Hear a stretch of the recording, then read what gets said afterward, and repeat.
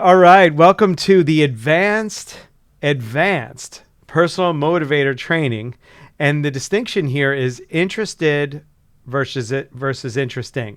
Interested versus interesting. Now,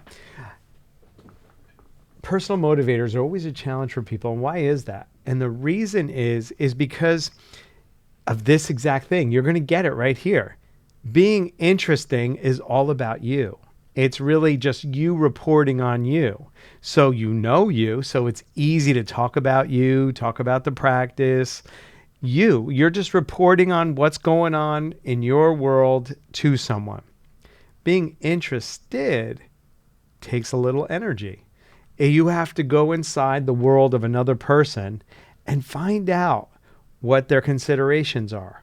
What's their current state of emotions and their emotional feelings about how they are in this one moment. And then it can change throughout the hour that you're with the patient, right?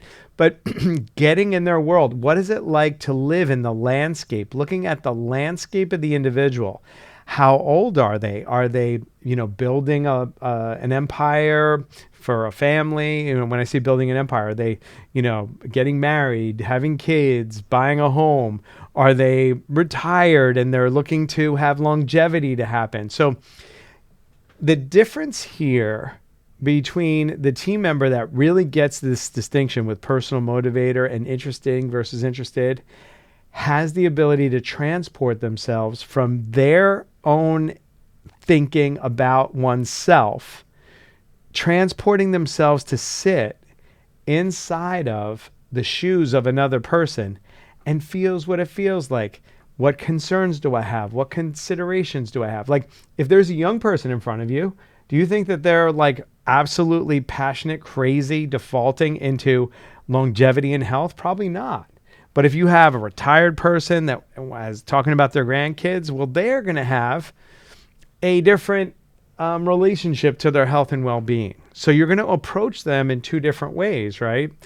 But it's really about getting rid of the self as it relates to the patient. And really, when you understand, then you as a practitioner can be understood, because you're going to speak to the patient into what's most important to them, not what you want to give to them, which is whatever your agenda is. If you have a purpose of getting people healthy and healing them, and you're imposing that on them, that's like forcing something on somebody. But enrollment is getting interested and starting where they're starting from, and then bringing them, hitching your pickup to that, and then bringing them along. See, interesting people never hitch themselves up to where the patient's starting from.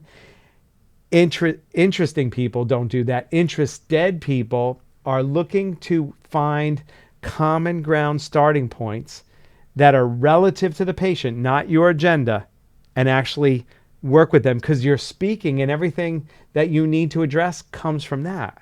So that's where the power lies of the distinction between being interested and being interesting.